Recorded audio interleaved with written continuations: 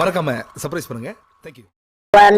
I think Alekhine's defence is actually very underrated as an opening for the average player.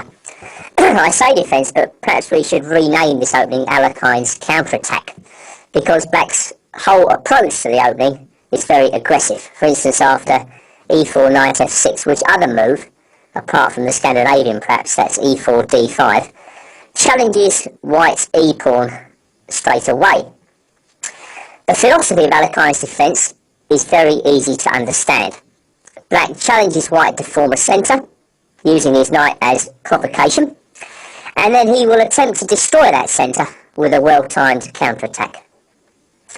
Many great players have used the Alekhine over the years, and perhaps the most famous example was Bobby Fischer in the 1972 World Championship match against Boris Spassky in Reykjavik. So if you employ Alekhine's defence, you'll be in good company. The opening doesn't enjoy an entirely wonderful reputation with the Grandmaster fraternity these days, but I believe this is unjustified. And I'm going to give you a repertoire for Black, which I think can be used at all levels, including the Grandmaster level, and with some confidence. So, without further ado, let's run through this repertoire now. Well, as you can see in the diagram position, Black's already attacking White's e-pawn, so White's got to do something about that. 99 times out of 100, White pushes by with e5. All the main lines develop out of that move. Yet, just going back,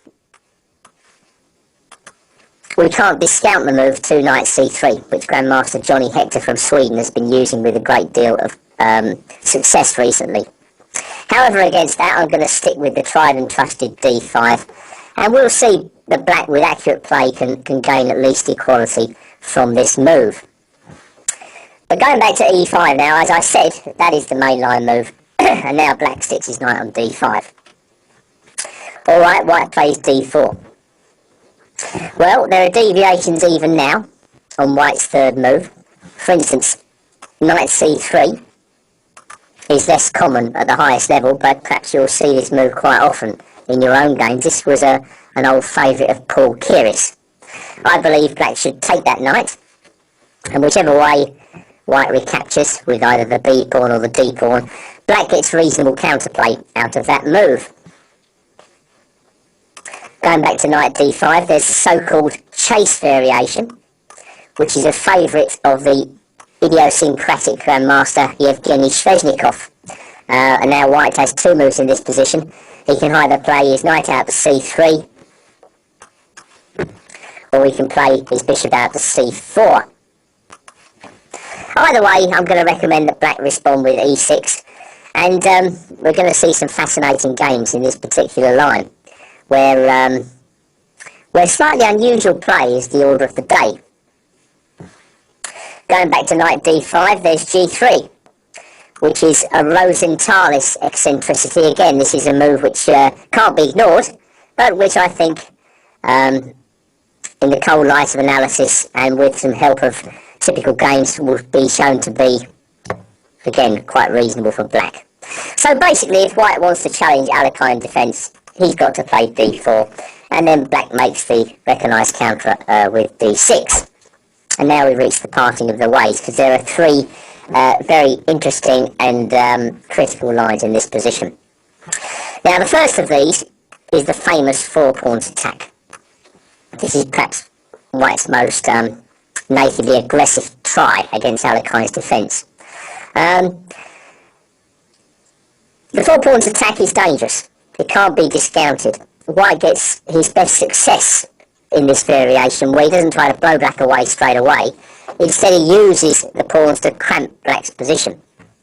This is not at all easy to do, and to effect such a strategy successfully requires a great deal of technique, which is perhaps not forthcoming at lower levels. So Black shouldn't feel too unhappy, I believe, when White employs the 4-pawns attack. Against this variation, I'm going to recommend something slightly unusual, but which I think will not only catch your opponents on the back foot, but will also give you a very good chance of scoring the full point here.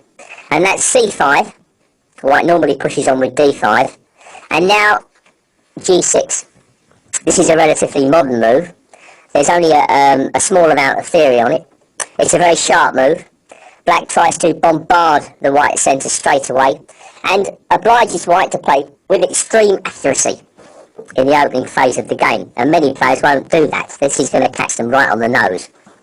This is a very interesting variation. We'll look at it soon, and you'll see some fascinating play here. The four-pawned attack is dangerous for both sides. Going back to d6, perhaps the most dangerous challenge to the Alekhine comes from the modern variation. White's aims are modest.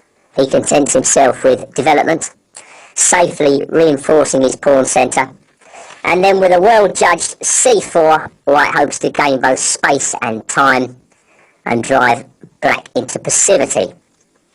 It's this variation that has caused Black the most problems over the last 20-30 years, and well, I wouldn't say it's driven the Alekhine defence into obscurity, but it's certainly given Black a lot of headaches. Against knight f3, I'm going to show you what I believe to be a logical approach. It's also the most modern approach that I know of. Black takes on e5, knight takes e5, and now pawn up to c6. This can safely be called the Miles variation. It was Tony Miles, the original British Grandmaster, who propelled this move into the limelight in Grandmaster play. Scored very well with it, and it's the most modern counter to for knight f3. Black commits to nothing. He creates a square for the knight on c7. He will generally try to drum up play on the light squares, but he's not committed to doing that. He can develop his pieces in many different ways.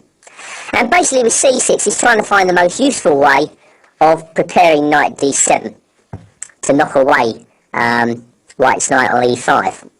Going back to knight takes e5, it was Bent Larsen who tried the immediate knight d7. I believe if Black can get away with it, that's Black's most logical move in this position.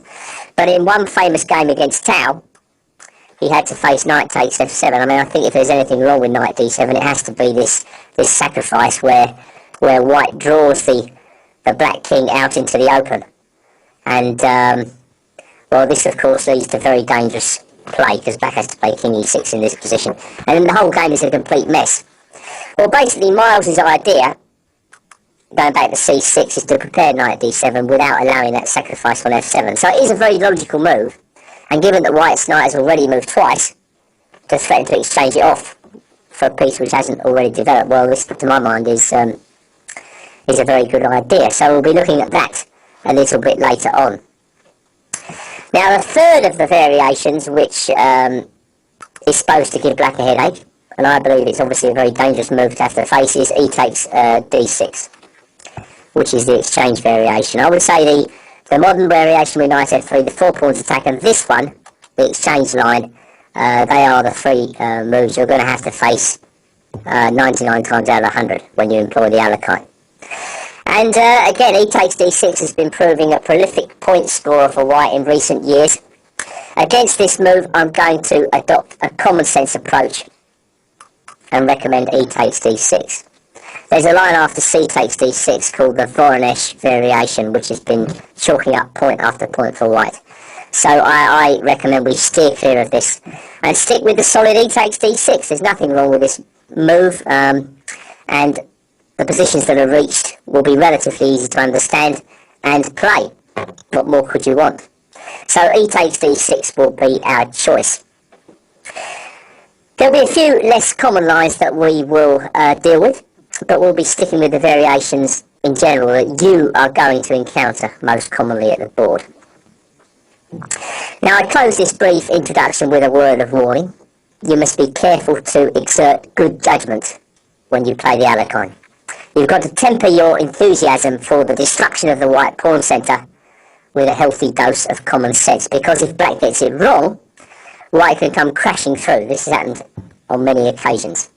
So alertness and good concentration skills are necessary, very important, if you want to employ this fascinating opening. That said, there's no reason why you shouldn't do so. And as usual, I'm going to kickstart this DVD with an inspiring game, after which it's straight into the repertoire.